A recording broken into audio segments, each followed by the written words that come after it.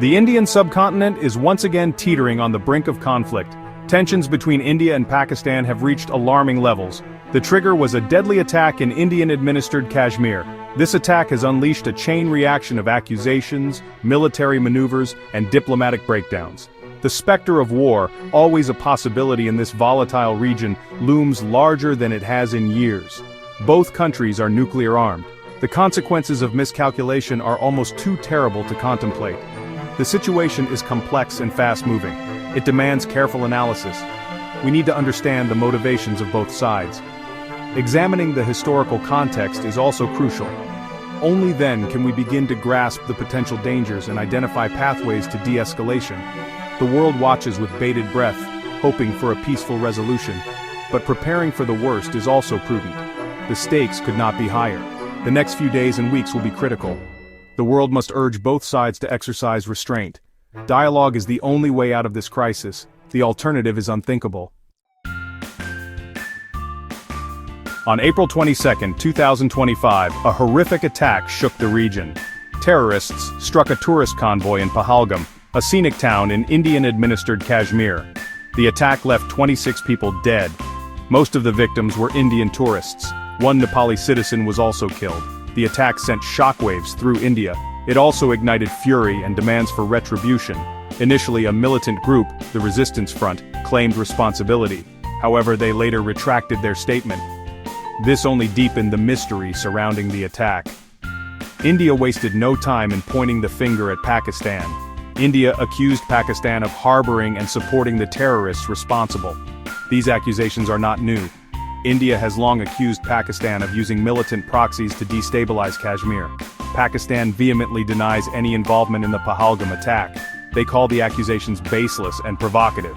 Pakistan insists that it is committed to fighting terrorism in all its forms. However, India remains unconvinced. They view Pakistan's denials with deep suspicion. The Pahalgam attack has become the latest flashpoint in a long and bitter rivalry. 3 days after the Pahalgam attack, Pakistan conducted a missile test. On May 3, 2025, Pakistan test-fired its Abdali weapon system. This is a surface-to-surface ballistic missile with a range of 450 kilometers.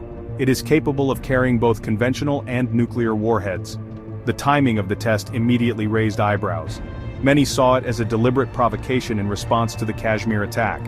Pakistan, however, insisted that the test was routine. They claimed it was part of a pre-planned schedule to ensure the operational readiness of their armed forces.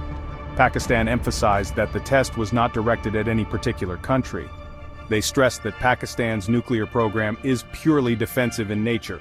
However, given the heightened tensions, Pakistan's assurances rang hollow for many in India. The missile test was widely interpreted as a show of strength by Pakistan. It was a reminder to India and the world of Pakistan's military capabilities. The test also underscored the volatile nature of the region. In a region already on edge, the missile test added fuel to the fire. Section 4. India's retaliation economic and military measures. India responded to the Pahalgam attack and the missile test with a combination of economic and military measures. India announced a complete ban on imports from Pakistan.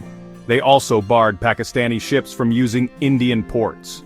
These measures were designed to cripple Pakistan's economy.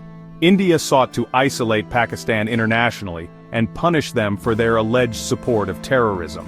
On the military front, India gave its armed forces what it called full operational freedom. This was a clear signal that India was prepared to use military force if necessary. India began mobilizing troops along the line of control, the de facto border that divides Kashmir. India also increased patrols and surveillance activities. The risk of an accidental clash or a miscalculation that could spiral into a wider conflict increased dramatically. India's actions demonstrated their resolve. They were not going to let the Pahalgam attack go unanswered.